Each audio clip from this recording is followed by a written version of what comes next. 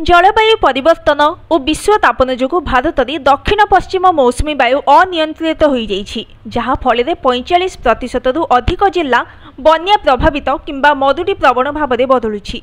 अर्थात पूर्व जो अंचल बन्या प्रभावित थिला वर्तमान सेठारे मरुडी देखा जाउथबा बेले मरुडी प्रवण अंचल एबे बन्यारी उबुडुबु हेउछि। दीर्घ 50 वर्षर जलवायु परिवर्तन को नहीं कराଯାଇଥିବା अध्ययनरू यह जनापड़ी। रिपोर्ट में कहुଯାଇଛି कि गत 100 वर्ष भितर तापमात्रा 0.6 डिग्री सेल्सियस बढ़ी, जहाँ फल पाणीपाग बड़ धरणर परिवर्तन घटी। केरल वायनाड में प्रबल तथा अनियंत्रित वर्षा जो घटी भूस्खलन एवं गुजरात और महाराष्ट्र समेत विभिन्न राज्य में हठात आसीथिबा बन्या परिस्थिति जलवायु परिवर्तन किभली भयंकर रूप नेउछि ताहा देखिबाकु मिलिछि। जिला स्तर में कर समीक्षा जनापड़ी कि वर्तमान भारत में प्राय 85% जिला बन्या, बात्या, मरुडी, अंशुघात भली प्राकृतिक विपर्यय प्रवण हो पड़ी।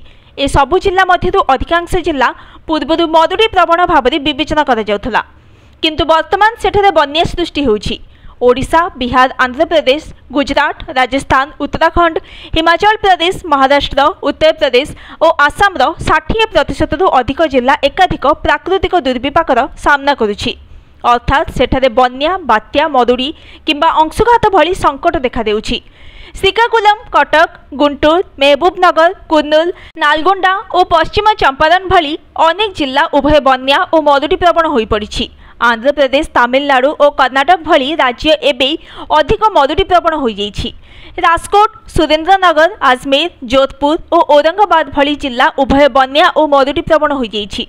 रिपोर्ट में आहुरी कहुଯାଇଛି कि व्यापक भाव में निर्माण कार्य, आवासिक अंचल पई जमीर किस्म परिवर्तन, बहु परिमाणर जंगल नष्ट, हेन्ताल वन अंचल जबरदखल एवं आर्द्र भूमि को नष्ट करा जोगु अनेक अंचल एबे बन्या और मरुडी प्रवण हो पड़ी। एसहित नियमित भाव में सबुज गृह, बाष्प वृद्धि, योजना विहीन भू परिवर्तन एवं व्यापक निर्माण कार्य करा फल जलवायु घटना बा प्राकृतिक विपर्यय बढ़िबारे लागिछि।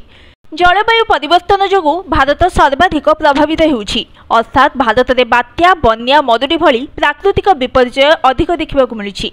तेणु जलवायु परिवर्तन मुकाबिला करने हेले अधिक बजेट व्यवस्था करने सहित आवश्यक नीति निर्धारण एवं गठनमूलक पदक्षेप नेबाकु पड़िबो। Bureau report, news today.